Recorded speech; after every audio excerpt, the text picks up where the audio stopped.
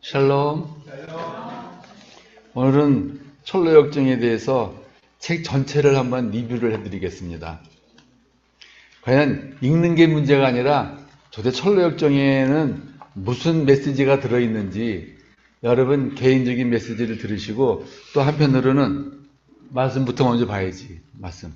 마태복음 7장 13절의 말씀. 그러니까 전체적인 철로역정의 전체적인 주어가 이 말씀이라고 생각해 봤습니다. 다 같이 읽어보죠.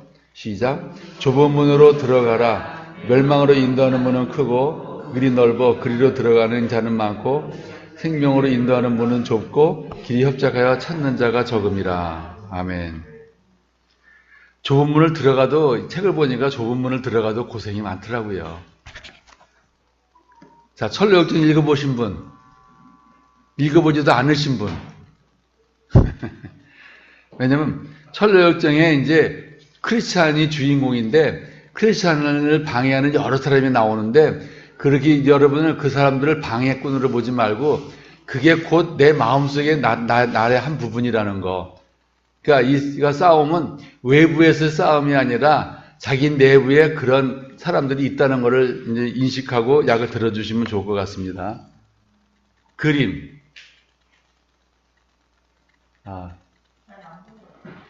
여러분, 저 그림은 이 그림이야, 이 그림. 이거 보시면 돼요. 이거 보시면 되는데, 처음에, 참고로다가 이거에 대해서 잘 알고 싶으신 분들은 퐁당이라는 그 OTT를 가보면은 퐁당에 이 철로역정이 영어로 나오는 판이 있고 한글판이 있어요. 그러면 전편이 다 나와, 퐁당에. 그 퐁당을 가입하시면은 볼 수 있고 유튜브를 보면 짤막짤막하게 잘린 부분들이 나오니까 또 여러 가지 설명해 주는 부분들이 있습니다. 보면 참고가 될 겁니다. 시작은 어디서부터 출발하는 거냐면 멸망의 도시서부터. 다시 말하면 불신자의 세계, 안 믿는 세상을 멸망의 도시라고 말합니다.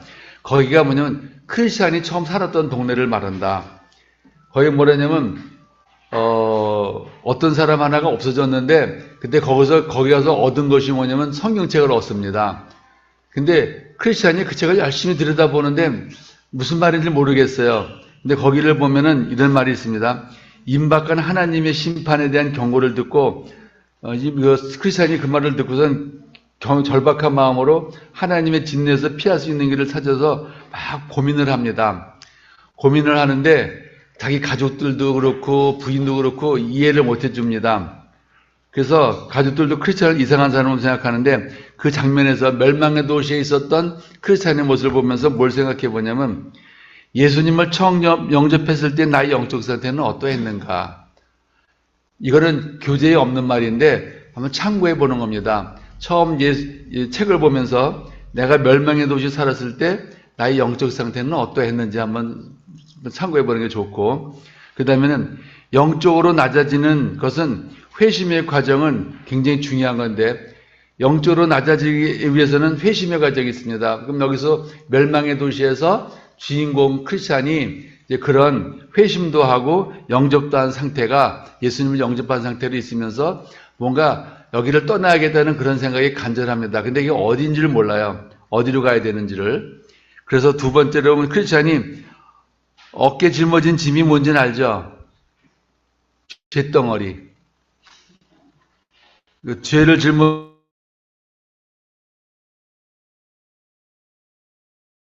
이제 뭔가 길을 찾아갑니다. 근데 그건 누구겠어요? 그럼 이 사람이 주인공이 위기에 빠질 때마다 나타나서 위기를 벗어나게 해주는 사람이 있어. 그게 보면 전도자도 나오고 또 헬퍼도 나오고 막 그래요. 그 사람이 누구겠습니까? 그건 뭐냐면 여러분들이 위험에 빠졌을 때 여기서 나를 건져준 사람이 누구인가?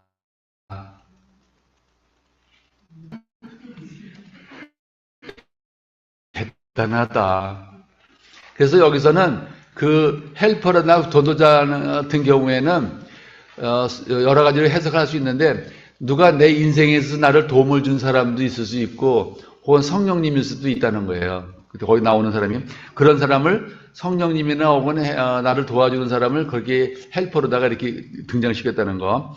그래서 크리스찬이 절망에 빠져가지고 그 들판을 헤매고 있었을 때 그때 전도자를 만납니다. 그래서 뭐냐면 내가 어떻게 해야 구원을 받을 수 있을까? 막 여러분 처음에 예수 믿을 때 그런 생각 해보셨어요? 어떻게 하면 내가 구원을 받을 수 있을까? 막 그 영적인 갈급함이 있는 거.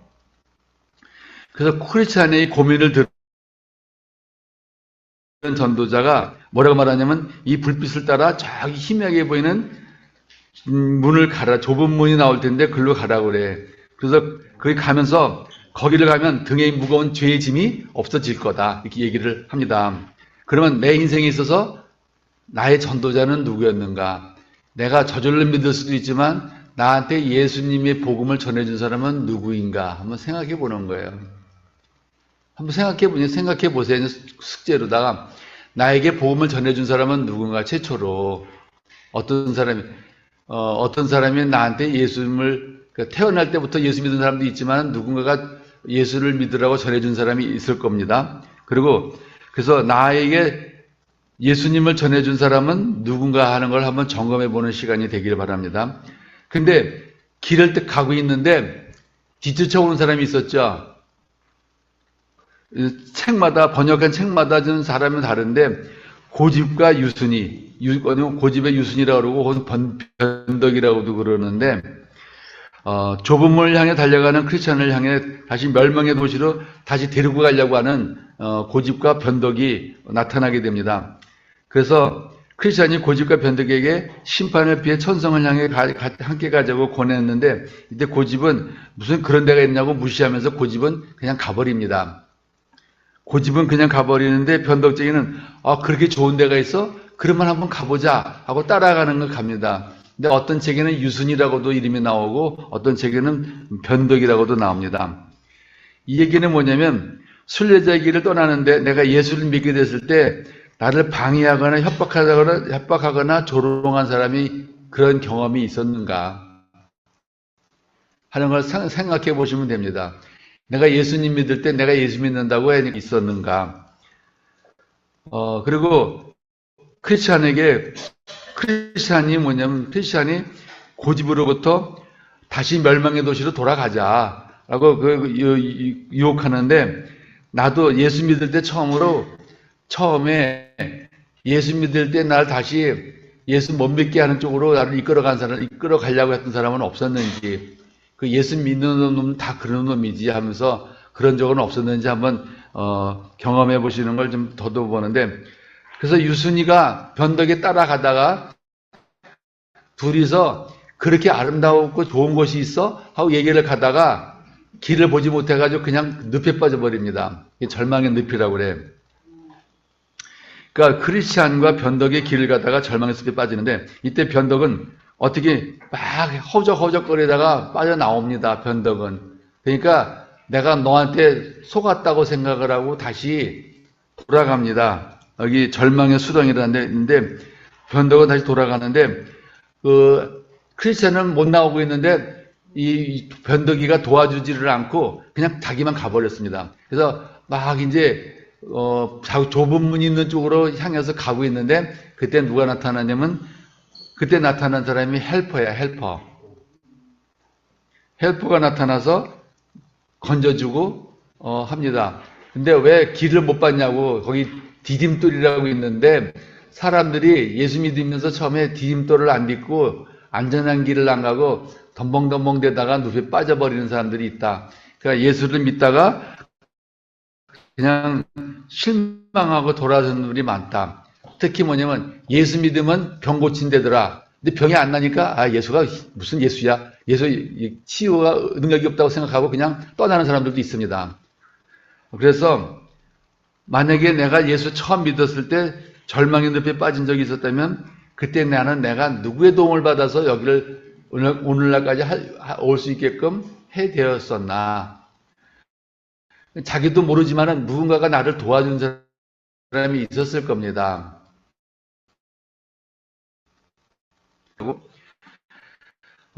죄의 늪에 빠진 찾아간다는 것은 죄, 그걸 말합니다. 그래서 영적 각성이 갈망하면서 그리스도를 찾아갈 때 일어나는 의심과 회의, 정말 내가 예수 믿으면은 이런 것으로부터 정말 구원받을 수 있을까라고 회의에 빠지는데, 그럴 때 이제 그런 것이 절망의 늪에 빠진다는 거로다가 이해했습니다. 절망의 늪에 빠져서 겨우 나와서 그 헬퍼가 꽃장 가라고 그러는데 좁은 문을 향해서 꽃장 가라고 그럽니다. 딱 가자마자 누구를 만나요? 근데 세상 현념은 속세의 정책이라는 도덕. 여기서 얘기하려고 그러는 건 뭐냐면은 율법과 보관의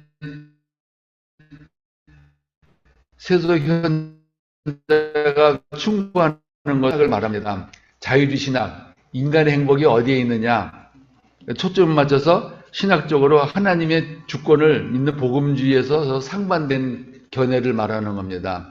이런 견해 속에서 우리가 생각해보건 이 대목에서 그 세속 현자가 나타나서 저쪽 가면 도덕과 윤리의 마을이 있는데 가서 그 사람을 만나면 너한테 좋고 편안한 길을 알려주겠다고 하는 건 뭐냐면 일종의 자유주의 신학과 복음주의 관점에서 서로 상반되는 그런 걸 말해주는 걸 말하고, 도덕마을로 가라고 시험하는데 그거는 도덕적인 행위를 통해서 자신을 구원받아보고 유업받아보라는 그런 구원, 종교 행위를 통해서 자신을 구원을 받아보라고 말하는 것 같습니다. 이거 보면서 우리가 많이 느끼는 게, 예수 믿은 지가 벌써 20년도 더 된 사람이 와서 그런 사람이 있어. 그렇게 말하는 사람이 있습니다. 뭐라고 말하냐면은, 예수 안 믿는 사람이 더 착해요. 예수 믿어도 안 착한 사람이 있으니까 이 사람은 지옥 가는 거죠. 안 믿어도 착하게 살았으니까 이 사람이 더 정직하게 사는 사람이니까 이 사람 천국 가는 거 아니겠습니까? 오늘 이게 사람 아니야. 그래서 그 사람이 어릴 때부터 예수를 믿었는데 이런 소리를 하는 거예요. 마치 착하게 믿은, 착하게 살고 안 살고는 천국 가는 건 아무 관계가 없어요. 착하게 살고 안 착하게 살고 하는 건 아닌데, 그럼 예수 믿으면 올라간 예수님 주관이니까 그런 말을 말하는 상황에서 보면,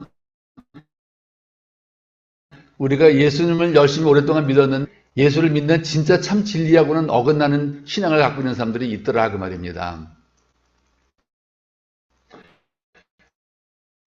그러면서 현자가 가르쳐주는 마을로 갔다가 다시 전도자를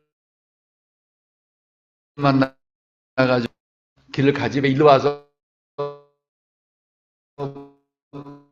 고생하느냐, 다시 한번 혼이 난 다음에 다시 그게 좁은 문입니다. 좁은 문으로 가라. 좁은 문에 뭐라고 쓰여 있을까요? 좁은 문에 쓰여 있는 팻말.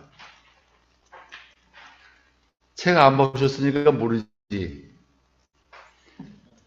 뭐라고 쓰여 있냐면 두드려라 그리하면 열릴 것이다라고 돼 있어. 그리고 이제 철역정 이제 필그림하우스 가면 보시면 알겠지만 그 좁은 문이 있는데 좁은 문에 화살이 꽂혀 있어요. 그 좁은 문에 들어가는 입구에 화살이 꽂혀 있다고요. 그 화살은 무슨 의미가 있는 거냐? 다시 말하면 항상 여기서 영적 싸움이 있는 건데, 영적 싸움이 일어날 때 우리가 좁은 문을 두고 예수님 믿어도 사탄은 계속 우리를 공격하고 다시 어둠의 멸망의 세계로 끌고 가려고 하는 노력을 한다는 겁니다. 그래서 좁은 문을 향해서 내가 들어가려고 할 때 좁은 문은 예수님을 의미하는 겁니다.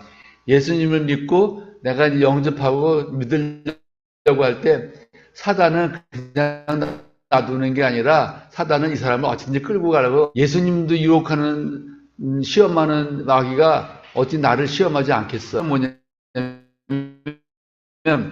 내가 좁은 문을 열고 들어가면은 못 들어가게 그냥 화살을 쏩니다.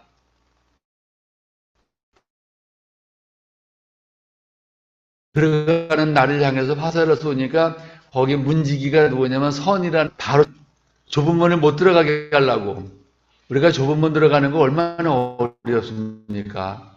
좁은 문, 좁은 길 가는 건 어려운데 그만큼 그 길은 들어가도 쉽지는 않은 길이지만은 그 길을 못 들어가게 하는 방해되는 세력들이 얼마든지 있다는 거. 그래서 그 화면을 보면은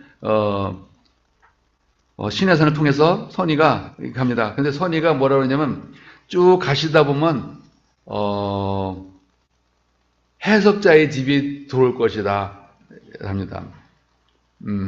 해석자의 집이 있는데 해석자의 집은 뭐냐면 천성을 향해 가는 순례자들, 우리가 순례자들인데 순례자들이 쉬거나 재충전하는 시간을 가져야 한다. 열심히 가긴 했지만은 재충전의 시간이 필요하고 쉬는 시간이 필요하다. 그래서 순례자 길에 필요한 것들 부분의 가르침을 우리가 어떻게 가야 되는지 필요한 부분을 가르쳐 주는데 거기서 죄악을 경계하고 꼭 가야 할 길로 가라는 강력한 경고를 줍니다. 근데 거기 순례지 해석자의 집에 갔을 때 제일 먼저 발견한 게 뭡니까?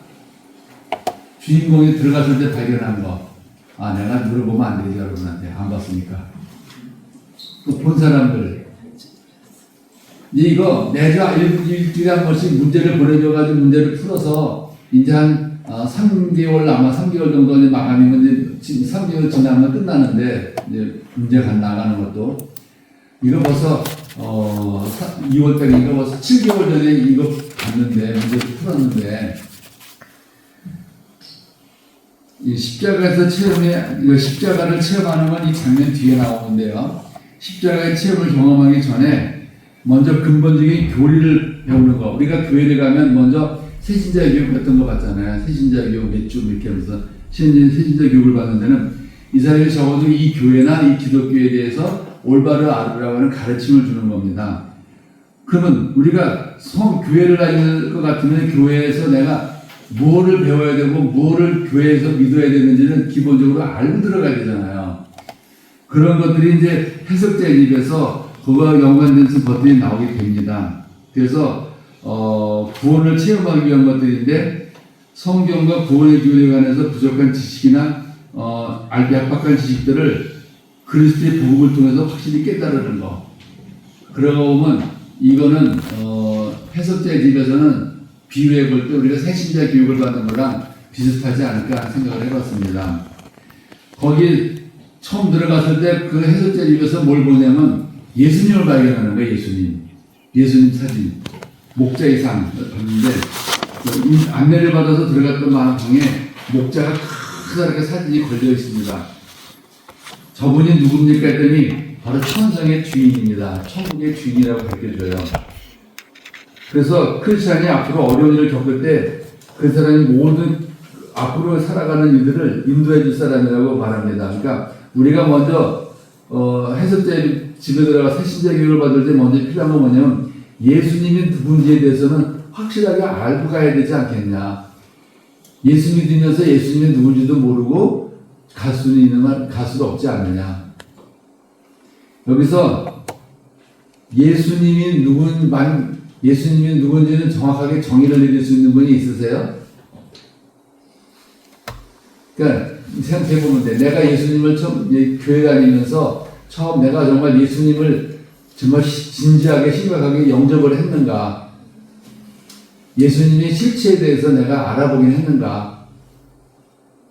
대개 보면 예수님의 실체를 알기보다는 예수님에 대해서 들은 소리만 내 속에 들어와 있는 경우가 많습니다. 그러니까 이런 것에 대해서 궁금하다면 예수님이 누구인가, 예수님이 하신 이런 것에 대해서 관심을 갖고 이거에 관계되는 책을 좀 읽어봤어야 되지 않겠나 하는 거예요. 예수는 누구고 예수는 무슨 일을 하셨는가. 그런 걸 알면은 예수님이 정체성에 대해서 좀 파악할 수 있겠죠. 그러니까 내가 신앙생활하면서 한편으로는 내가 만난 참된 목자가 누구일까? 우리는 예수님이긴 하지만은 한편으로는 교회 생활하면서 내가 만난 사람에서 정말 존경할 만한 목사님이 계신가? 존경할 만한 목사님 계셔요? 뒤에서 불평 안 해? 그래. 사람들은 신앙생활 하면서 자기가 존경하는 목사님 정도는 한 분, 목회자나 한 분은 알고 있는 게 좋을 것 같아. 그 신앙의 선배라든가 이런 사람을 알게 되면 내가 올바른 신앙생활을 할 수 있는 길잡이가 되잖아요. 그러니까 이런 것 없이 방황하는 사람들이 있더라. 근데 그 목재상을 발견한 다음에 뭘 발견하냐면 빗질을 하는 하인과 물 뿌리는 소녀 사진이 나와요. 보니까 뭐냐면 먼지 가득한 거실에서 청소하려고 빗질을 막 하는 방에 있는 한 소녀가 있었습니다. 근데 그 소녀가 방을 쓸면서 먼지가 뿌옇게 올라와. 근데 거기 옆에는 그 물을 뿌리는 소녀가 또 하나 있어요. 이게 뭘 의미하겠어요? 여러분 보면 빗질을 하면서 깨끗하게 빗질을 하면서 먼지가 일어나게 하는 사람하고 물을 뿌려서 깨끗하게 잠잠하게 청소시키는 사람이 있는데 이거는 뭘 의미하겠어요? 여러분 그 철로역정을 읽으면서 이런 해석제집에서 이 대목이 나오는데 이게 과연 무엇을 의미하는 거냐? 그거는 거기서 얘기하려고 그러는 건 뭐냐면 율법하고 복음의 차이를 말하는 거예요. 율법은 글 쓰실수록 죄만 드러나지만 죄 인식만 하지만 복음은 다 덮어주더라. 그래서 복음과 율법의 차이를 거기에 빗질하는 소녀와 물을 뿌리면서 먼지를 잠잠하게 하는 소녀의 비유로 설명을 했다. 그 다음에 거기에 또 뭐가 나오냐면 그 방을 지나가니까 그 어른의 두 명이 있는데 하나는 막 때를 쓰는 아이가 있고 하나는 점잖게 때를 기다리는 아이가 있었는데 그거는 거기에 뭐라고 설명되냐면 정욕과 인내라고 이렇게 합니다. 정욕은 뭐냐면 정욕은 뭐든지 하나님 때문에 기다릴 줄 아는 사람인데 정욕은 그 마음속에서 올라오는 충동을 욕심을 내서 막 일을 막 해는 사람을 그거에 대한 차이를 말하는 건데 그 정욕은 모든 자기 정욕대로다가 행동을 하게 됩니다. 그러니까 가정교사가 가장 좋은 일들을 내년까지 기다리라고 했는데 정욕은 당장 주지 않으면 안 되는 것처럼 안절부절하면서 불안해하는데 인내는 평온한 얼굴을 기다리고 있더라. 이거는 뭐냐면요, 한편으로는 세상에는 세상적인 사람과 경건한 사람의 차이가 있다고 비교하는 겁니다. 그래서 정욕과 인내는 보면은 세상적인 사람과 경건한 사람의 차이는 그거예요. 그러니까 세상적인 사람은 세상적인 가치관에 의해서 뭐든지 추구하고 찾고 그러지만은 경건한 사람은 정말 좋은 것을 위해서 참을 줄 아는 사람들. 그리고 그 방을 나오니까 그다음에 뭐가 있냐면 한쪽에서는 불을 끄려는 막 불이 타오르는데 불을 끄려는 마귀가 있고 근데 마귀가 불을 끄지 못하는 거예요. 뭐에 그려놨어요? 지금 어디 쓰는 거지? 소리가 조금 안 좋았어요. 내가 덮어버렸군요.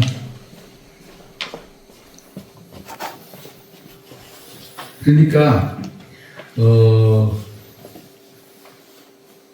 불타는 벽에서 그래서 아기는 뭐냐면 한 사람은 막 물을 붓는 거예요. 불을 끄려고. 근데 불이 꺼지질 않아. 그래서 벽 뒤를 가봤더니 벽 뒤에는 기름을 붓는 사람이 있는 거예요.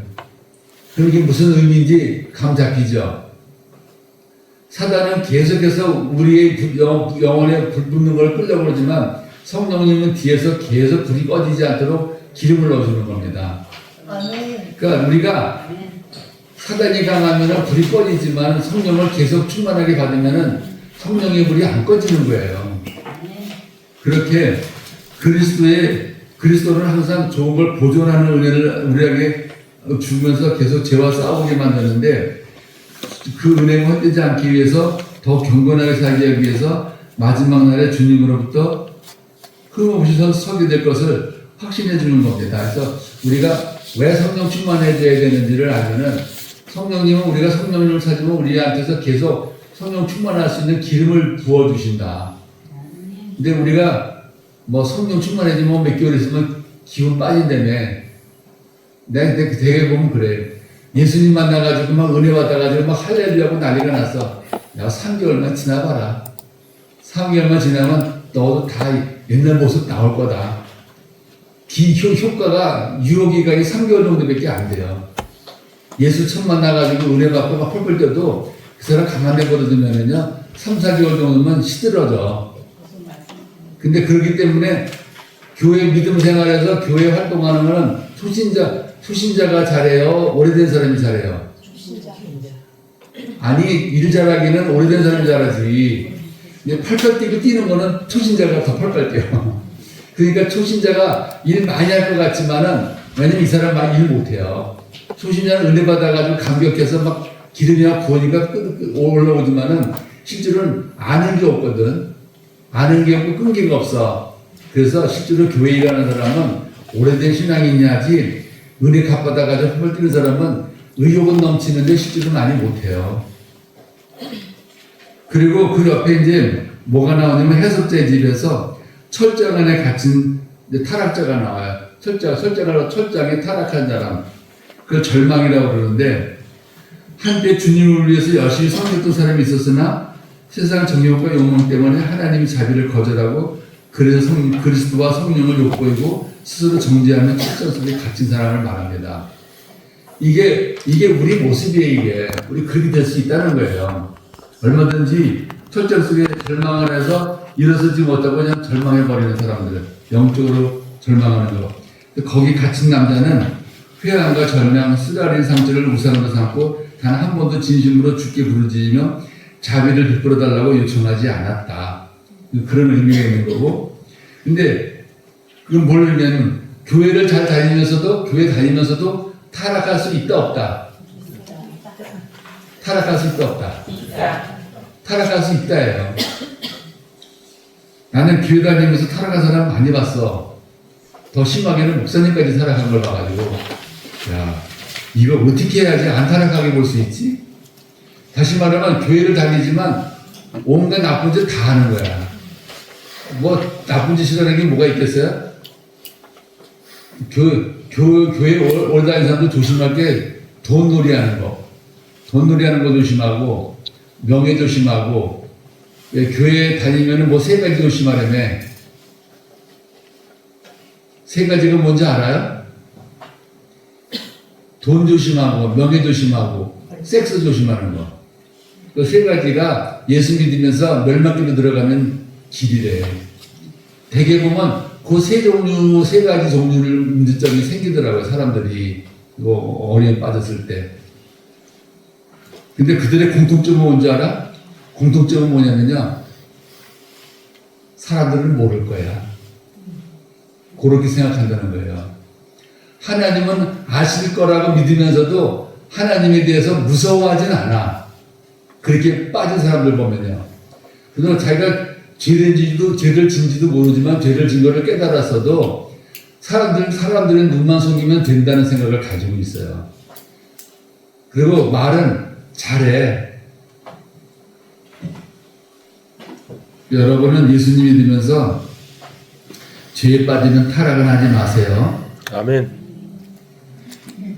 그러다가 그 다음에 여기 해석자의 집에를 가서 해석자의 집에 나와가지고 가다가 그 주인공 크리스찬이 무거운 짐을 지고 갈보리 언덕으로 올라갑니다. 언덕을 올라가는데 가는 길이 험해. 그 동영상 애니메이션을 보면은, 동영상을 보면 그 올라가는 길이 결국 쉽지가 않아요. 그 길이 꼬랑이 된 길을 타고 올라가는데, 올라가는 도중에 그냥 이 어깨에 있는 짐이 그냥 풀어져가지고 저 아래를 떼고 올라가더니 그 아래에 있는 무덤으로 들어가 버려. 아멘. 그러니까 십자가 언덕에 도착하니까 크리스찬의 무거운 짐이 저절로 풀려서 밑에 무덤으로 들어가 버리더라. 거기서 예수님 십자가 3개가 착 보여요. 그 언덕에서. 그래서 천사 셋이 나타났는데 천사가 뭐라고 그랬을까? 이거 누구한테 온 거예요? 아, 나한테 온 거네. 야, 박지수, 내가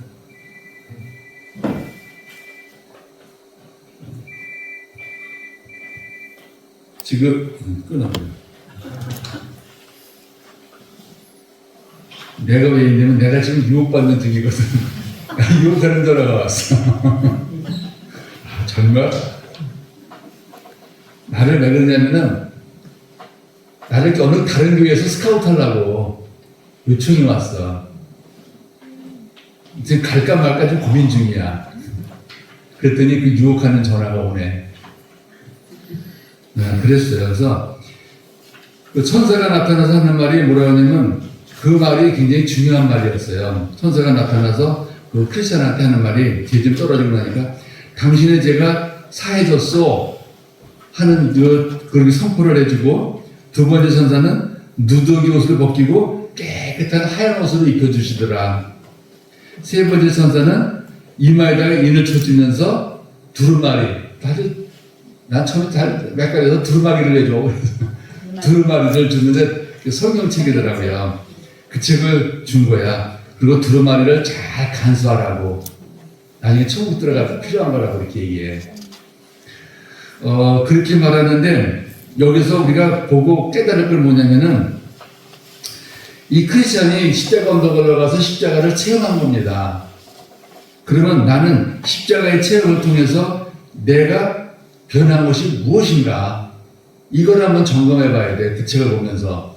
이 크리스찬은 십자가 언덕에 올라가서 이 십자가 체험을 해서 하고 난 다음에 변했거든요. 그래서 죄가 해결됐고, 그래서 변한 것이 무엇인가 하는 거와, 그리고 거기서 뭐라고 그러냐면 봉인된 두루마리 받은 것을 잘 간직해라. 이게 생명보다 더 중요한 거예요. 여러분들이 있을 때도 성경책은 굉장히 다른 책보다 소중하게 여기잖아요. 여러분들이 예수가 안 믿었을 때는 성경책 별로 중요하게 생각하지 않았을 거예요. 근데 예수님 믿은 다음부터는 성경책이 크게 보물처럼 여기잖아. 그 성경책을 손에서 놓는 순간에 여러분은 천국문 앞에서 쫓겨날 거야. 왜냐면 그게 패스포드예요. 나중에 보면 이 성경책을 보여야지만 천국에 들어갈 수 있는 거예요. 그리고 그게 거기서 이제 은혜 받아도 하지 말으면 십자가 은혜를 받고 맡았잖아요. 그래서 이제 보통 사람들은 십자가 은혜를 받고 이제 막 신이 나서 내려오는데 누구를 만나냐면 근데 뭐가 올 수 있는 거냐면 나태와 여기는 천박과 나태와 거만이라고 그랬어요. 근데 다른 책에는 단순과 나태와 거만, 추측 이렇게 이런 사람을 만났어요. 크리스찬이 십자가 언덕에서 내려오다가 만나게 된 거는 쇠로 된 족쇄가 채워진 채 잠들어 있는 그 사람들을 만났는데 크리스찬이 은혜를 받았으니까 거기서 그 사람들을 깨워서 경고를 하고 빨리 가자고 그랬는데 이 사람들은 들은 듯 만 듯 합니다. 은혜를 받자마자 얼마 안 있으면 영적인 침체가 올 수도 있다는 걸 의미해 주는 거예요. 그러니까 우리가 이걸 책을 보면서 우리가 얼마나 많이 천국 들어가는 데까지 가는 길이 험난한지 이를 말할 수가 없어요. 항상 평탄한 길을 가는 게 아니라 가다가 해방하는 것들이 하도 많아서 그런 한편으로는 내가 잠자고 있는데 나를 깨워줄 수 있는 영적으로 잠자고 있는 나를 깨워주는 사람은 누구인가? 그러니까 나도 모르게 영적으로 잠들을 수가 있다는 겁니다. 그때 누군가 나를 영적으로 깨닫거나 영적으로 도움을 받을 수 있는 사람이 좀 필요한 거예요. 그래가지고는 이제 그 사람들이 안 일어나니까 그냥 그 길을 지나갑니다. 지나가다 뭘 만나냐면 거기 형식주의와 위선자라고 지금 되어 있는데 그건 다른 책에는 위례와 허례와 위선이라고 말합니다. 허례와 위선이 있는데 크리스찬이 가다가 깜짝 놀래. 담벼락이 있는데 담벼락을 넘어오는 도둑놈 같은 놈들이 있어. 그게 위선과 허례. 그러니까 형식주의자와 위선자인데 그게 들어온 사람을 보고 여기 말해. 왜 당신은 좁은 문으로 안 들어오고 그 담벼락을 넘어 들어옵니까? 그랬더니 우리 나라는 이런데. 하나님 나라에 가는데 간편하게 편하게 가지 왜 이렇게 힘들게 가느냐. 여러분 천국 가는 길은 편안한 길이 아니에요. 편안하게 간다는 얘기는 담벼락 넘어서 가는 사람하고 똑같아. 왕의 대로가 가는데 왕의 대로는 좁은 데서부터 가야 되는 길이거든. 근데 그 길 다 생략하고 편안하게 담벼락을 넘어오는 사진이 있습니다. 그림이. 그럴 때 여기서는 우리가 생각하는 게 뭐냐면 위례와 호소는 신앙생활을 하면서도 겉과 속이 다른 사람을 의미한다. 그러면서 여러분은 예수님의 제자입니까? 예수님이 따르는 무리입니까? 스스로에게 물어봐요. 나는 예수님의 제자인가? 아니면 예수님을 따르는 무리인가? 예? 제자로 살기를 바래. 근데 무리가 많아. 성경에 보면은 예수님의 제자는 12명과 예수님을 위해서 목숨을 던진 사람들이 제자예요. 근데 병낫기를 해서 구원받기 위해서 예수님을 쫓아온 사람들은 무리야, 무리. 이 사람들은 예수가 이미 그런 능력이 없다 그러면 언제고 떠날 사람들이에요, 이 사람은. 예수님의 제자들은 예수님을 위해서 목숨까지 던지는 사람들을 말하는 겁니다. 그래서 내가 예수님을 위해서 목숨을 던질 사람이냐, 예수님으로부터 내가 얻은 걸 못 얻으면 떠날 사람이냐, 이거의 차이예요. 그리고 내가 지금 천국 가는 향해 가고 있는데 내가 가는 길이 올바른 길인지를 영적으로 분별할 필요가 있다. 지금 여러분들이 지금 예수 믿고 신앙생활 하고 있는데 내가 가는 이 길이 올바른 길인가? 잘 보세요. 지금 천국 가는 길에 서 있는지 안 서 있는지. 내가 이걸 보면서 참 두려운 게 아차 잘못하면은 천국 가는 길에서 벗어날 수도 있구나 하는 걸 많이 느낍니다. 왜냐면 여기 주인공 크리스찬이 그랬으니까. 그러다가 이제 그 사람들, 그렇게 사람들이, 근데 그 두 사람이 각자 편안한 길로 따라가다가 아마 죽어버렸을 거야. 같이 가지 못하고, 거기 보면 위험한 길, 멸망의 길, 그때 거기가 갈 때 길이 보기에 좋았거든. 그 두 사람이 그쪽으로 갈라졌다가, 근데 그 후로는 발견하지 못했다고 그럽니다. 그렇구나. 그 다음에 올라가는데, 거기 고난의 언덕이 나옵니다. 곤고의 산, 고난의 언덕 나오는데, 고난의 언덕 절반쯤 올라갔을 때, 이 크리스찬은 너무나 지쳤습니다. 지치니까, 거기서 가니까 정자가 있어, 산 중턱에. 거기서 잠을 잤습니다. 잠을 잤다가, 너무 잠을 잤다가, 그만 그 주머니에 들어있던 두루마리를 놓쳐버렸어. 이 책을 읽는 사람은 알겠는데 주인공은 몰라요. 그냥 그 깨가지고 잘 잤다 하고 다시 가. 그러니까 성경책 놓고 그냥 가는 거예요. 그리고 한참 가다가 갑자기 그 두루마리가 생각이 나서 찾아보려고 그랬더니 없는 거야. 얼마나 놀랬겠어요. 그래서 다시 봤는데, 그러니까 거기서 되돌아가는 시간만큼 손해를 보는 거 아니야. 천국 가는 길이. 영적으로 늦어진 건데. 이거는 신앙생활을 하면서 말씀에서 멀어져 무의미한 시간을 보내는 것을 같은 걸 의미하는 거죠. 믿음의 길에서 우리가 쉽고 편안한 길만을 추구하면서 고난의 길을 피하는 것은 그것이 매우 위험하다는 걸 인식합니다. 그래서 다시 그 크리스찬은 두루마리를 찾긴 찾았어요. 가다 보니까. 찾아가지고 가슴을 쓸어내리고 이제 안심을 했는데, 이거는 우리에게 주는 메시지는 뭐냐면, 우리가 그렇게 피곤하다고 잠을 자버리거나 방심해버리면 언제든지 신앙을 놓칠 수 있다는 걸 의미해요.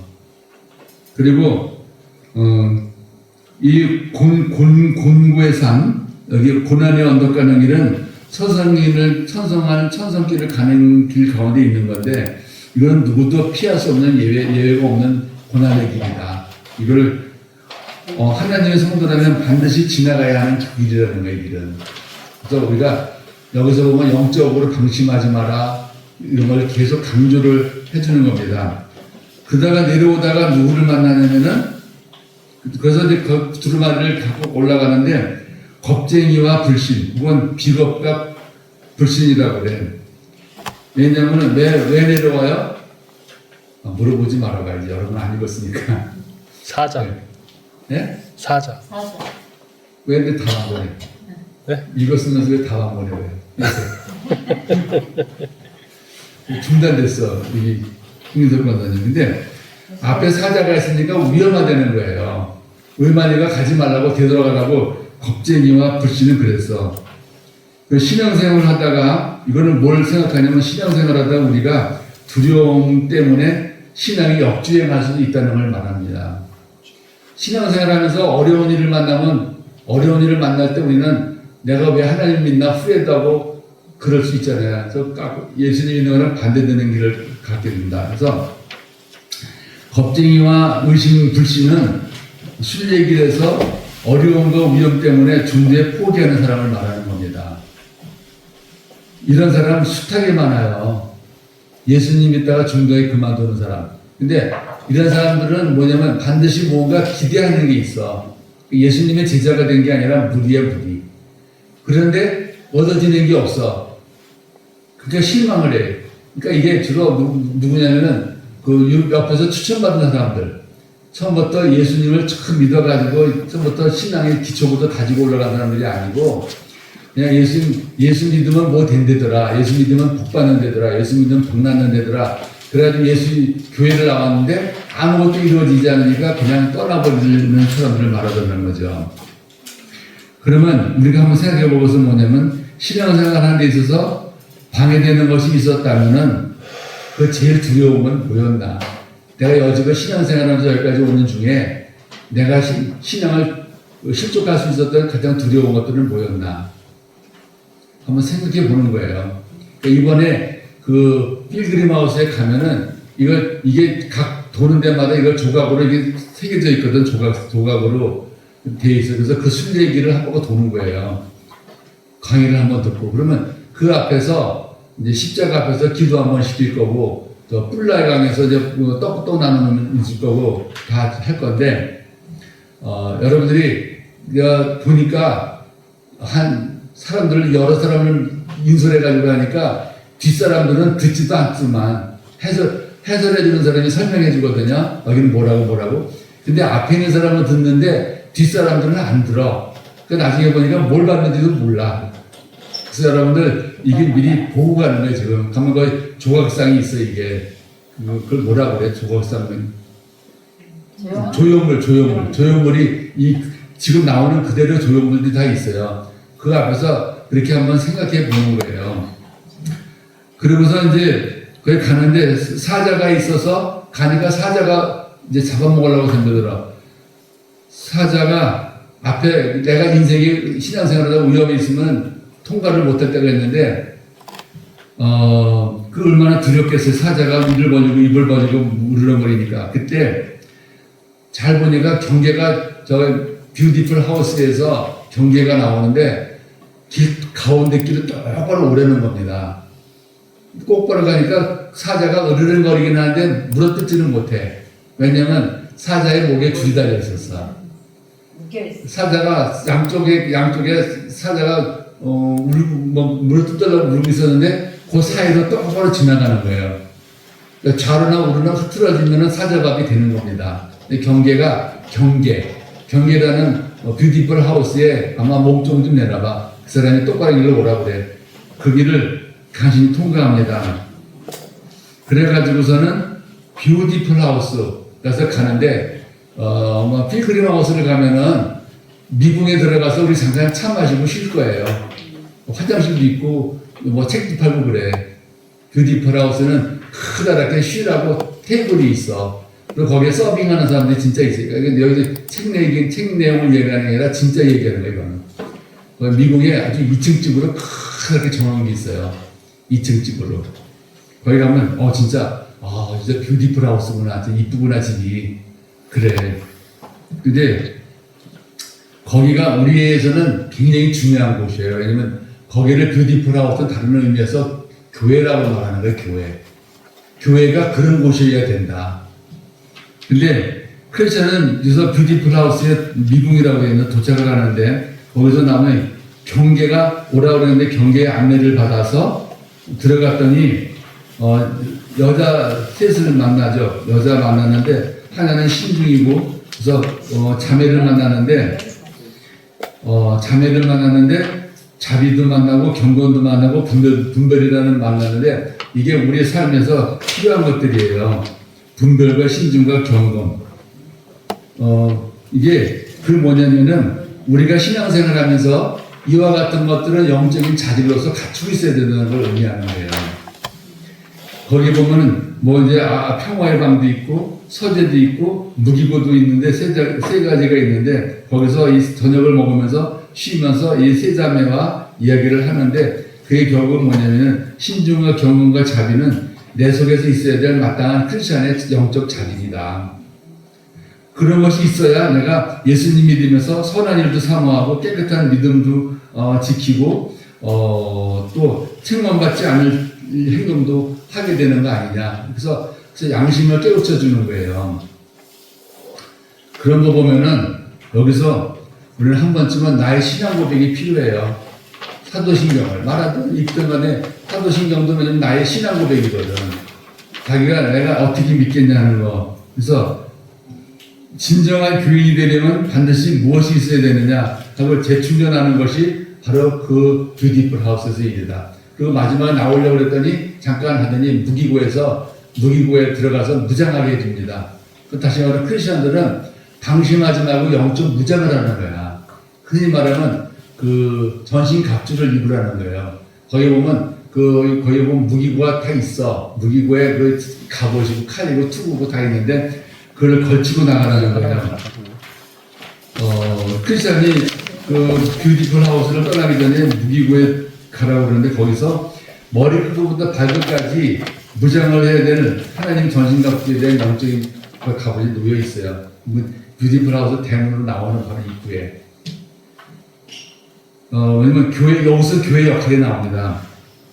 또 교회는 하나님의 말씀으로다가 성도들을 양육하고 정신갑주로 무장을 시키고 더 높은 영적 수준에 이르도록 도전해주는 것이 바로 교회가 할 일입니다.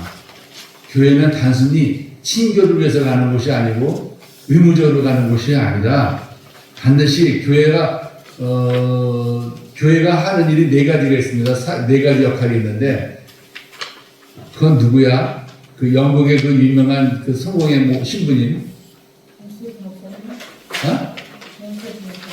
존 스타트 목사님이 교회론의 책이 있는데 거기서는 교회는 네 가지 역할을 하는 게 있습니다. 첫째, 예배를 드려야 된다. 양육해야 된다. 선교를 해야 된다. 친교를 해야 된다.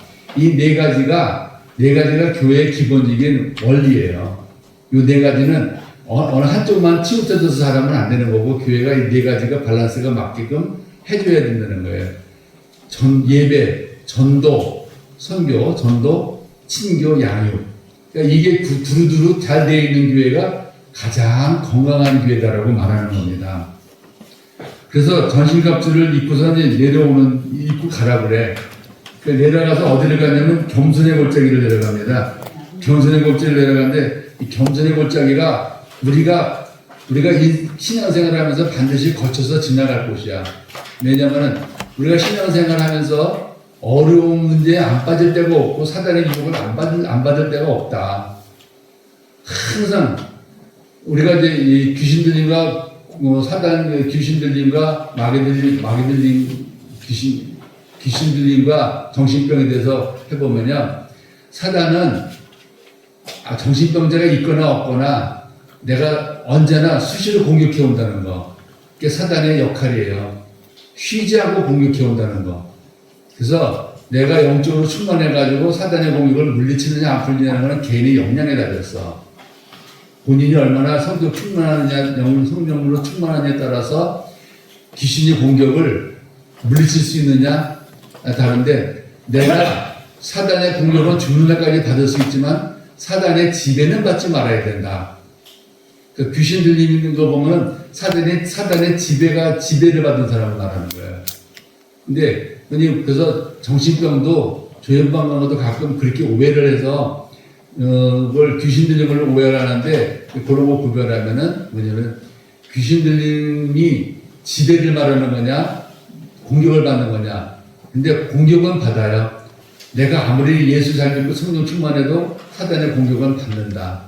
그렇기 때문에 영적으로 정신갑주를 입지 않으면 나는 금방 무너지는 거예요. 그래서 겸손의 골짜기를 가는 거는 뭐냐면 다시 한번 내 신앙에 대해서 테스트를 받는 겁니다. 거기 뭐냐면 아블론 그 마귀랑 싸우잖아요. 그러니까 악한 영들과의 영적 싸움을 대비해서 항상 겸손하고 근신하고 깨어서 기도해야 한다는 걸 상징하는 겁니다. 그래서 거기가 겸손의 골짜기야. 교회에 와서 영적으로 충만해지니까 교만해질 수가 있잖아요. 교만해지는 순간에 바로 영적인 그 사단의 공격은 들어오는 것이다. 그러니까 은혜를 받은 후 우리가 더욱더 겸손의 골짜기가 중요한 게 교만하지 말고 겸손해라. 당신에게 마귀는 환난을 당할 때 자기가 다스리는 파멸의 도시로 되돌아가라고 회유를 한다. 끝까지 거기까지 와서도 좁은 문을 들어갔어도 거기서도 나를 원래 도시로 돌아가라고 불신자의 길로 가라고 회유를 한다. 그래서 환난을 당할 때 영적 전투가 치열하다는 것을 아시고, 그래서 환난에 벌써 전신갑주를 입고 그 아블론하고 영적 싸움을 벌린 다음에 그 다음에 나오는 통로가 뭐냐면은 사망의 어둠의 골짜기가 나와요. 이제 어둠의 골짜기처럼 만들어 놨더라고, 통로를. 근데 좀 길었으면 좋겠는데 짧았어. 온갖 위험한 함정들이 미끄러운 곳, 유혹들, 지옥문, 사단의 강경한 기사가 거기를 골짜기인데 크리스천이 거기를 빠져나오느라고 얼마나 신경을 곤두섰는지 모릅니다. 근데 이 죽음의 골짜기는 뭐냐면은 에덴에서 2장 6절에 보면요, 천국 가는 데 있어서 이 죽음의 골짜기는 반드시 거쳐가는 곳이다. 그 얘기는 뭐냐면 우리가 천국 갈 때까지 영적으로 아무런 공격도 안 받고 가는 법은 없다 얘기야. 그렇죠? 영혼의 구원을 위해서 하나님께서 가장 먼저 하신 일은 그 영혼이 죄인이라는 걸 깨닫게 하는 것과 죄의 결과로 심판을 받을 수밖에 없다는 사실을 깨닫게 해주는 게 바로 사망의 음침한 골짜기예요.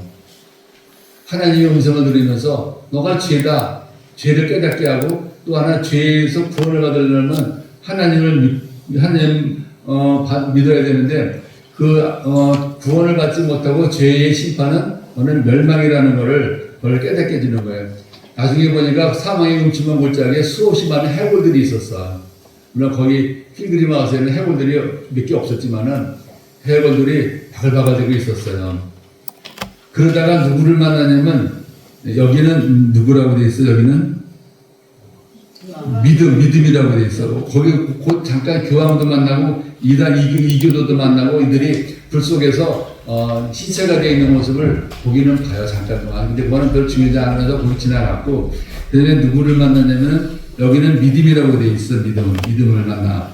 신실을 만나. 근데 신뢰를 만나서 누구 어디까지 가냐면 허영의 도시까지 갔다가 허영의 도시에서 믿음은 사망합니다. 억울하게 죄를 뒤집어 쓰고 믿음은 죽고 또 크리스천은 겨우겨우 살아서 빠져나와서 그래가지고 다시 소망을 만나는 거예요. 근데 그런 거 보면 그 만나는 사람이랑 그 애들이 우리가 신뢰를 잃어버리고 소망을 갖고 하는 것들이 우리 마음속에 있는 우리 내면의 영적 싸움하고 똑같아.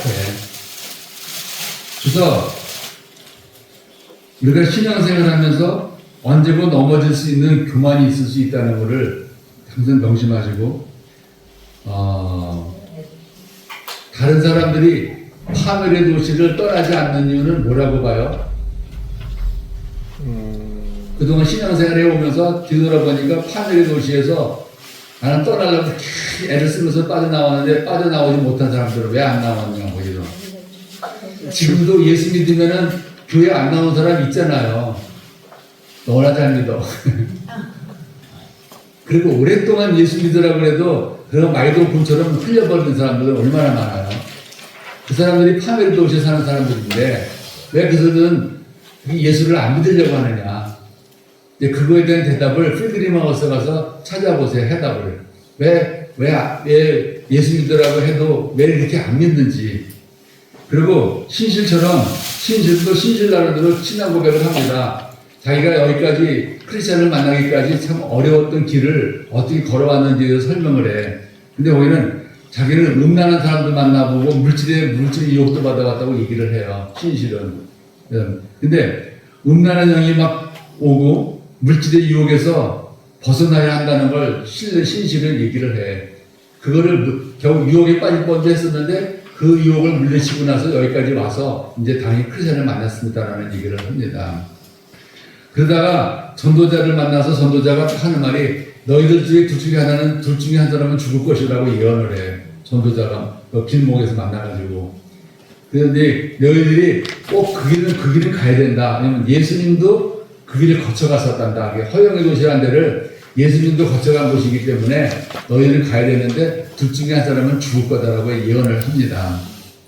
그래서 크리스천과 신실이 함께 도착한 그곳 된 것은 1년 내내 도시의 생활, 멸망의 도시 같은 허영의 도시예요. 허영은 우리를 치명적인 7가지 제약 중에 하나잖아. 허영이. 우리를 영혼을 파멸시키는 7가지 제약 중에 하나가 허영이에요. 근데 육신의 정욕과 안목의 정욕과 이생의 자랑이 총집합된 장소. 그곳이 바로 허영의 도시다. 그래서 거기서 유혹도 많고 그러는데 신실이 거기서 그 사람들이 물건 파는 것에 대해서 크리스천하고 신실이 동조를 안 했습니다. 동조를 하지 않으니까 시장이 난리가 났어요. 난리가 나가지고 막 잡아다가 이거 억울하게 제명을 뒤집어 씌워서 죽이는데 신실은 거기서 순교를 합니다. 크리스천이 죽지 않고 신실이 죽어. 신실이 나와. 신실이 죽어요. 근데 거기서 소명이라는 친구가 살짝 문을 열어줘서 도망가게 만들어줘요. 책에는 그렇게 돼 있는데 이건 몰라. 그래서 크리스천이 감옥에 갇혔다가 석방이 됐는데 믿음의 사람들에게 세상은 얼마나 무서운 시험을 주는 곳인지를 보여주는 곳이다. 혹시 여기 중에 세상에 한 발 담그고 교회에다 한 발 담근 사람 있으면 발 빼세요 얼른. 두 다리 양다리 거쳤다가는 진짜 큰일 나. 그리고 그곳에는 얼마나 많은 사람들이 믿음의 파선을 경험한 그런 도시인가. 파선한 도시. 그리고 우리가 생각할 때 믿음과 신앙, 당신의 믿음과 신앙에 있어서 어쩌면 이렇게 비꼼을 당한 적은 없었느냐. 신앙생활을 오래 해도 계속 사람들이 비웃고 조롱하는 경우가 있잖아요. 그러니까 우리가 신앙생활을 조금만 빈당하게 하면은 금방 비난이 들어오는 것처럼 이런 것들이 허영의 도시에서 경험하고 체험해야 될 부분들인데 허영의 도시에 가보면은 막 금보석을 많이 해놨어 거기 가보면은 이거 가져가면 안 돼. 그냥 그게 놓여 있더라고 그 금은 보석이 조형을 만들어 놓은 곳에 있어 진짜. 근데 마음을 비우고 지나가니까 하나도 욕심이 안 생기는 거야. 근데 그런 게 가져가고 싶은 탐욕이 나면 안 돼. 그거는 피다우스 소유물이니까 가져가면 끝나지. 근데 거기서 그런 거를 내 속에 얼마나 세상 유혹을 받는 것이 남아 있었는지에 대한 거를 한번 점검해 보는 시간을 갖는 거예요 거기서. 그냥 보면서 지나가면서 금보석이 좋다고 볼 게 아니라 내 속에는 아직도 세상적인 걸 좋아하고 추구하는 그런 탐욕이 그런 것이 있나 없나 한번 보는 거고 그런 것이 그냥 가치가 없다 하면 그만큼 그 사람은 신앙으로 굉장히 큰 사람이죠. 그러니까 거기서 이제 소망을 만나는데 크리스찬이 죽고 소망을 만나는데 크리스찬이 말하기를 뭐냐면 순례자의 길에는 가장 중요한 게 뭐냐면 천국을 가는 데 있어서 나랑 동행해 주는 사람이 필요하다. 천국에 그래도 끝까지 혼자 가려고 결심한 사람. 정춘하 일사님은 누구랑 갈 거예요? 양집사님하고 가야지. 그렇죠? 그러니까 다시 말하면 신앙에 있어서는 같은 동반자가 필요하다는 거야. 예수님도 제자들 설교 내보낼 때 보면 꼭 둘씩 짝져서 보내잖아요. 혼자 가는 거는 그만큼 시험받고 유혹받고 무너질 가능성이 많다는 거야. 근데 여기서도 보면 크리스찬한테 다시 누가 보냐면 소망이 붙어요. 소망이 천국까지 같이 가는 사람이야. 소망이 붙었는데 우리 희생적인 삶에 있어서 불신자에게 긍정적인 영향을 줄 수 있는 경우가 어떤 경우가 있었느냐. 우리가 신앙생활하면서 불신자들과 안 믿는 사람한테 뭔가 긍정적인 영향을 줘야 되거든요. 저 사람은 정말 하나님 사람 같아. 저 사람은 정말 믿는 사람다워. 뭐 이런 말을 들어야 되잖아요. 근데 듣는다는 게 나 저렇게 믿으면 안 믿어. 이런 말은 제발 듣지 말아야 돼. 저렇게 믿느니 내가 부처님 믿지. 이런 말을 듣는 들으면서도 얼마나 창피한지 몰라요. 그러면은. 그러다가 대마라고 알아요? 대마? 대마가 누구예요? 성경에 나오는 인물이에요, 대마는. 어? 그 물건 훔쳐가지고 죽은 사람. 대마는 그 돈하고 물질하고 관계 있는 사람이에요. 바울한테 욕먹은 사람이야. 바울이 떨쳐버린 사람인데, 이게 뭐냐면, 크리스찬과 소망의 길을 가다가 처음에는 놈이 교화를 만나고, 그래서 대마가 많고, 대마가 은강을 보고서는 물질로다가 유혹을 해. 그래서 뭐, 딸을 준다는지 뭐 준다는지 별짓을 다 하는데, 거기서 안 속고 넘어갑니다. 그러다가 그 길을 가다가 뭐를 바라보냐면, 그 창세기에 나오는 롯의 아내. 아내. 롯의 아내가 어떻게 됐어요? 소금기둥. 뒤돌아봐서 소금기둥 됐잖아. 진짜 거기 소금기둥 세워놨어, 진짜. 거기 가보면 보시면 돼. 아, 롯이 이렇게 됐구나. 근데 거기 가면 롯이 소금기둥이 된 게 거기 보여. 그게 뭐냐면, 그게 보고 욕심 때문에 그런 거지, 뭐. 크리스찬과 소망은 롯의 철을 보고 천성에 가는 길에서 호기심 때문에 뒤를 돌아보지 않기로 결심을 합니다. 그게 순전히 호기심 때문에 왜 뭔 일이 벌어지냐고 호기심 때문에 뒤돌아봤다가 그만 명령을 어긴 거 아니에요. 그러니까 여러분 돈 사랑하세요? 돈 사랑하냐고.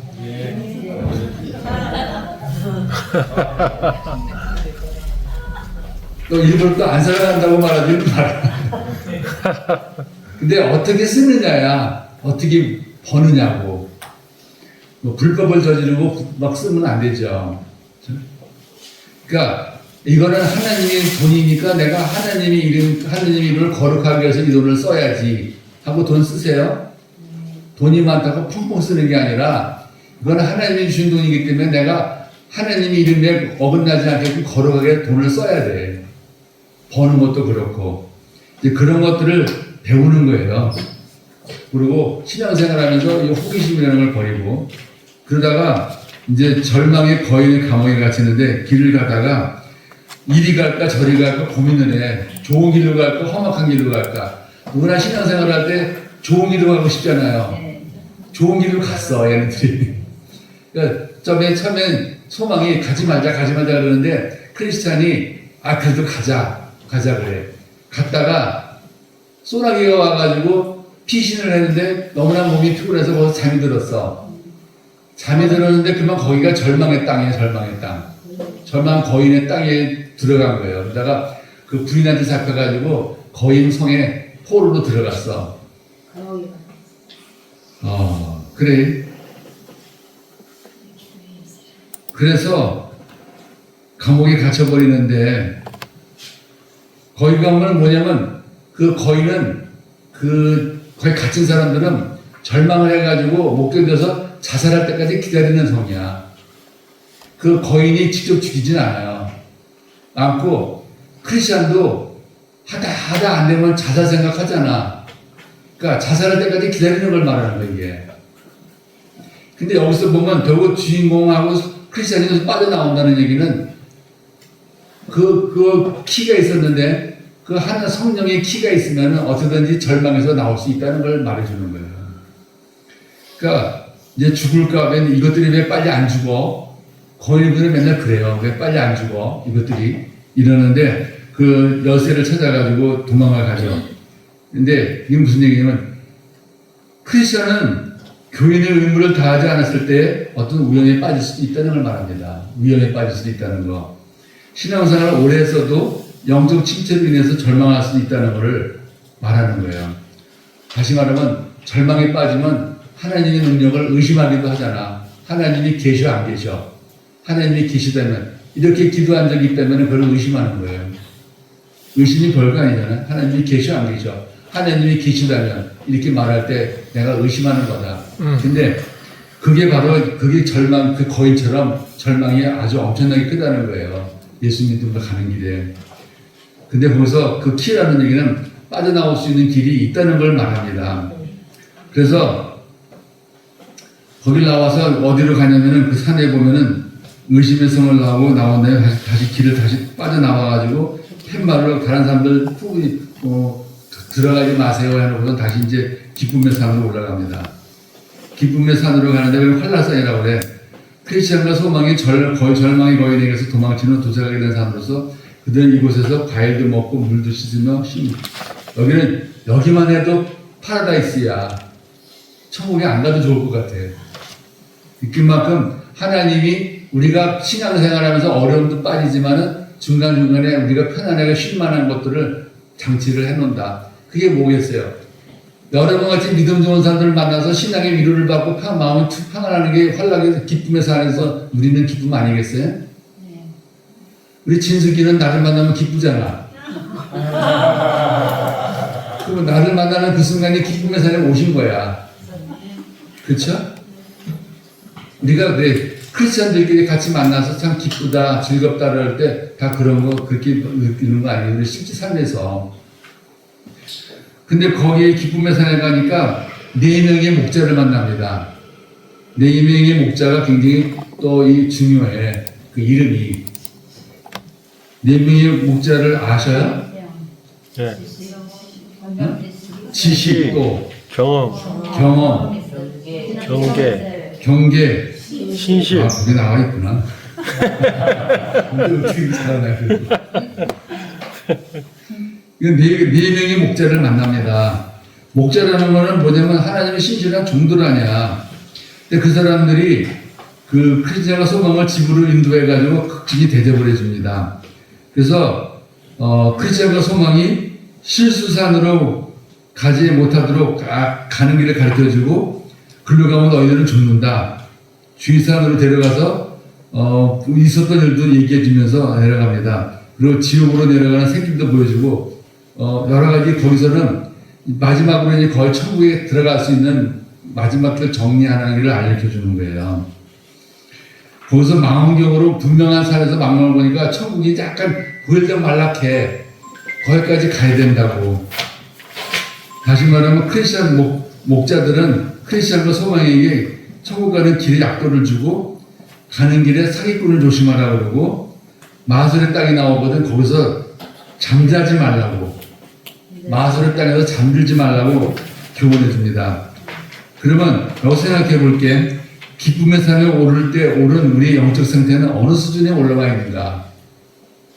기쁨의 산은 아무나 올라가는 게 아니에요. 어느 정도 영적인 수준에 도달했을 때 올라가는 거고 그리고 지식, 경험, 경계, 성실은 내가 복음사역자에게 있어서 꼭 필요한 자질이라는 거. 복음사역자로서는 꼭 필요한 거예요. 근데 한번 여기서도 그래. 그 지식과 경험과 경계와 성실 중에서 그 4가지를 다 갖추고 있으면 참 좋은데 한편 보면 나에게 부족한 것은 무엇인가를 점검해보는 기회가 되게 돼요. 이 4가지 중에서 다 가지고 있으면 좋은데 내가 이 4가지 중에서 부족한 건 뭘까 한번 점검을 해보시고 실족산에 올라 잘못된 교리나 이단의 가르침을 받지는 않았는지. 이거는 뭐냐면요, 실족산에 올라간 사람들 많잖아요. 흔히 말해서 그 하나님의 교회 신천지 이런 데 빠진 사람은 초신자가 빠지나요?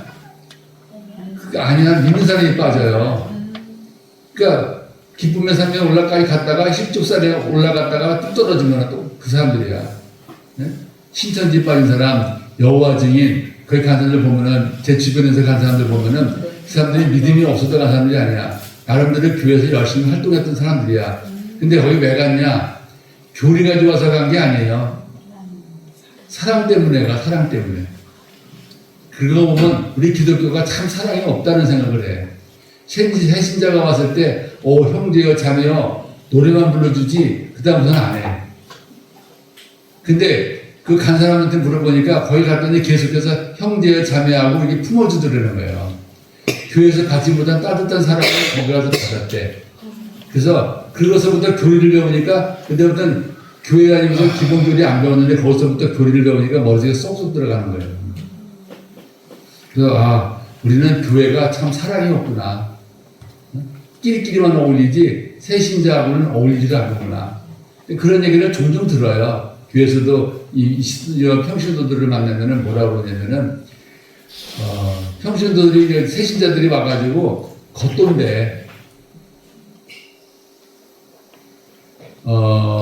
그래서 믿음의 길에서 배반하는 변절자를 만날 수도 있다는 겁니다. 근데 거기서 누구를 만나냐면 무지를 또 만나요, 무지. 무지는 뭐냐면, 난 무지가 여기까지 온 게 참 신기해. 목자들이 배움을 하고 순례자를 가는 길에 자만의 나라, 그래서 거기서 무지를 만나요, 무지. 그 무지가 하느님에 대해서 무지냈지만 웬만하면 다 알고 왔다는 얘기 아니야. 난 그래서 이 무지가 없었으면 좋겠다는 생각이 들었어, 그 책에서.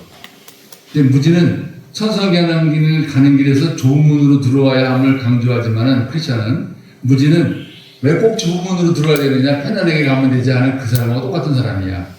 무지는 선하게 종교생활 열심히 하면, 열심히 착하게 살다가 천국 가면 되지, 어디 꼭 고생하면서 가야만 되느냐. 여기 그런 분 있으세요? 굳이 꼭 고생하면서 가야 되느냐? 월요일날 꼭 여기 배대리를 와야 되느냐? 집에서 편안하게 중으로 바라보면 되지. 근데 중 보는 사람들 보고 얘기한 건 아니네. 근데 그렇게, 그래서 굽은 새길로 들어왔는데, 거기서는 구원이 없다는 걸 강조하는 겁니다. 아무리 천국 문 앞에 왔어도 예수님의 조건에 흡족치 않으면은 올 수 없다는 거. 근데 거기서 오다가 작은 믿음을 만납니다.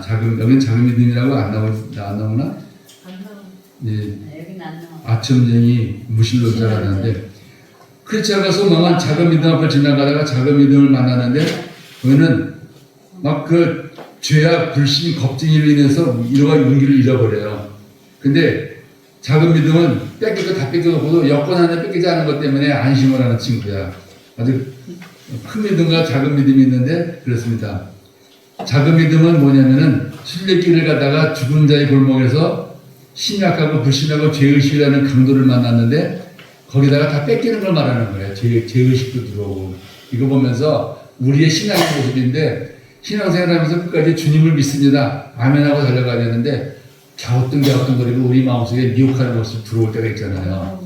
그러다가 드디어 마법의 땅에 잠들지 말라는 마법의 땅에 들어왔어. 마법의 땅에 들어오니까 크리스천과 순례자가 소망이 은근히 잠이 오는 거예요. 또 자는 사람도 있었어. 사람이 갑자기 잠이 쏟아지는 곳으로 소망이 잠을 자려고 하자 크리스천이 막 깨워요. 자지 말라고요. 그래서 자지 말라고 그러지 않았느냐. 자지 말라고 서로 잠들지 않도록 하는데 이걸 뭐냐면 우리가 천국 가는 데 있어서 뭐가 필요하냐면 서로 믿는 사람에게 영적 교제가 필요하다는 거예요. 영적 교제. 혼자서 천국은 절대로 못 가는 거예요. 왜냐면 둘이서 만나면서 이 사람이 잠들지 않도록 영적인 교제를 계속 나눠주잖아요. 그러니까 마법의 땅은 혼자 신앙생활 하면서 잠이 들어버리는데 영적으로 스스로 교만해진다든지 우쭐해진다든지 아니면 영적 울떨등에 빠져있는 그런 모습들을 말하는데 신앙생활을 오래 하다 보면은 제일 어려운 게 뭐냐면 영적으로 무감각해진다는 거예요. 무감각. 이룰 만큼 이루었다는 것이 있기 때문에. 그래서 우리가 뭐 필요하냐면 끝까지 십자가 신앙과 내세 신앙을 붙들고 가야 된다. 그걸 잊어버리면 안 되는 거예요. 십자가 신앙과 내세 신앙을. 그래서 거기서 마법의 땅을 지나갈 때 거기에는 편안하게 참 졸리게 돼 있어. 거기 그 필그림 하우스에 가다가 졸지 말고 잘 지나가세요. 그래서 거기서 영적인 교제가 필요한 곳이라는 거야. 그 교훈을 주는 데가. 그리고 그 다음에 이제 다 왔어요. 이제 뿔라의 땅에 들어가. 뿔라. 아, 이름도 어려워. 뿔라라는 거는 뭐냐면 결혼한 여자라는 뜻이야. 결혼한 여자. 근데 뜻인데 천도역정에서는 이 세상과 천국의 경계에서 지역. 이 지역을 지나면 천국에 들어가는 거예요. 그러니까 이 세상과 천국의 경계선이 있는 데가 뿔라의 땅이라는 거야. 아마 뿔라 땅에 가면 가운데 호수가 있고 조그만 그 분수가 있고 삥 눌러서 의자가 있을 거예요. 거기 다 앉아서 휴식을 하면은 안내자가 면봉과 포도주 같은 거를 줘. 예수님하고 거기서 혼인식 하는 거야. 그런 의미예요. 우리는 신부로서 거기 와서 자리에 앉아 있으면은 그 안내자가 그 면봉과 포도주 같은 거를 막 줘요. 한 사람씩 돌아가면서 한 사람씩 먹고 마시는데 그게 뭐냐면 예수님하고 결혼식 하는 거에 의미가 있는 거예요. 아멘. 결혼할 거야? 그래서 천국은 자신의 믿음을 갖고 천국에 들어가야 하는데 주님의 사랑을 확인하고 그의 신부가 된 기쁨을 누리는 의미에서 뿔라의 땅을 갑니다. 그래서 잠깐 거기서 쉬어. 뿔라의 땅에서 잠깐 쉬어요. 그 다음에 이제 마지막 무시무시한 강이 하나 기다려. 그게 뭐냐면 죽음의 강이에요. 죽음의 강. 죽음의 강이 기다리고 있는데 천성문을 도착하기 전에 반드시 건너가야 될 강이 죽음의 강이야. 근데 크리스찬도 거기까지 다 왔다가 머뭇거리는 거야. 못 들어가고.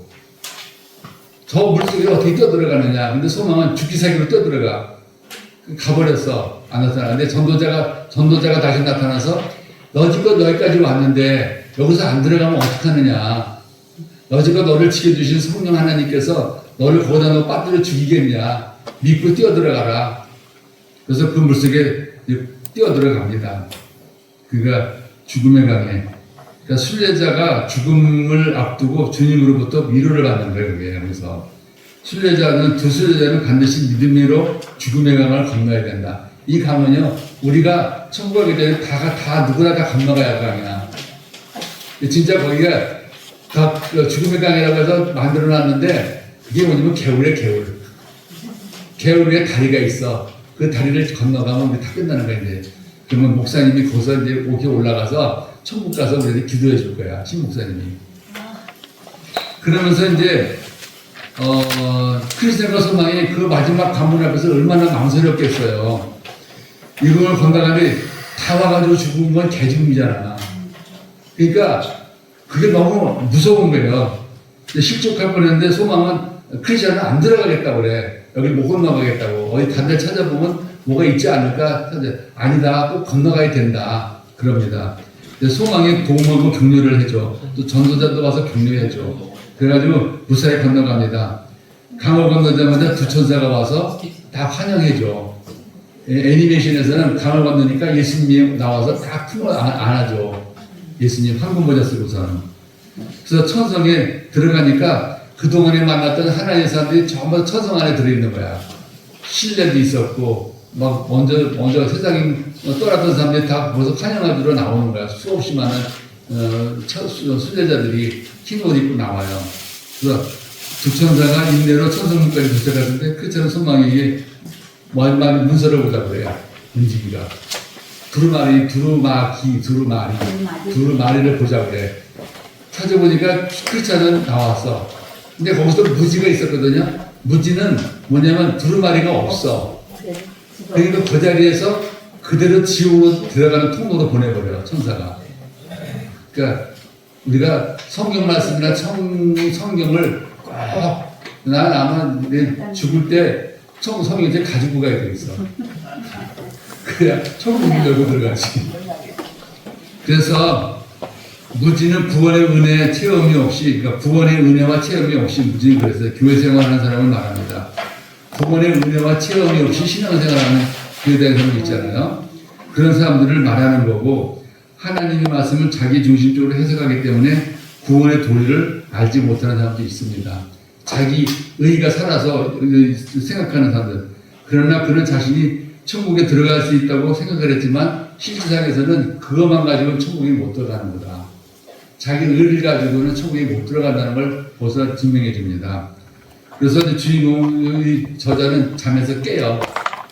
그러면 거기서 이제 그 본관에 올라가서 집들이 본관 위에 넓은 그 바깥에 홀이 있는데 거기서 삥 둘러 앉아가지고 그 안내자가 기도를 시켜. 기도하라고.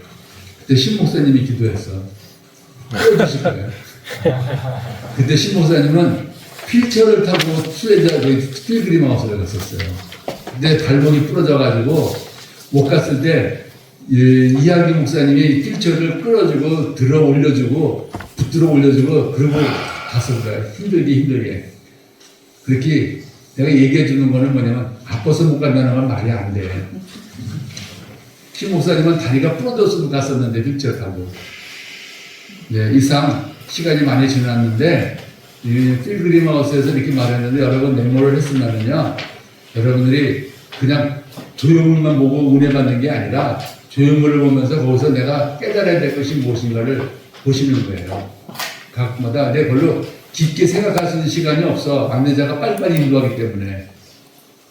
그래서 여러분들이 가서 미리 이걸 보시고 보면서 근데 책을 보면 더 훨씬 더 잘 알아요. 책을 보면 자세히 설명이 되어 있으니까 할 수 있으면 써머리 같은 거 해가지고 보면 더 좋지. 이상 마치겠습니다.